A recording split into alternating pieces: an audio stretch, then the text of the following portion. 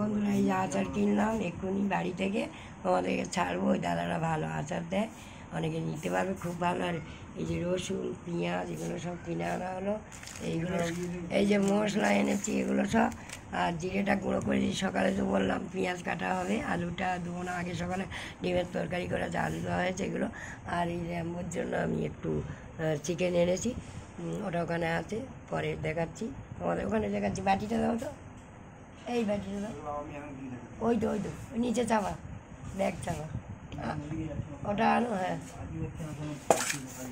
ও সবসময় ডিম খেতে পারে না, ওই জন্য ওর জন্য হালকা করে একটু চিকেন আনলাম। এই দেখো বন্ধুরা এইটা, এই যে এগুলো এনেছি, ও খাবে। বাচ্চা মানুষ তো সবসময় মুখে রয়েছে না এক জিনিস, ওই জন্য। আর সঙ্গে হালকা একটু মাছও এনেছি, এটা আবার আমরা খাবো। চিকেন খুব কম খায়। এই দেখো বন্ধুরা, দেখেছো এইগুলো এনেছি। ওর বাবা আনলো বাজার করে, এই যে র্যাম্বো দেখছে, সার্চিং করছে যে মা কখন খেতে দেবে।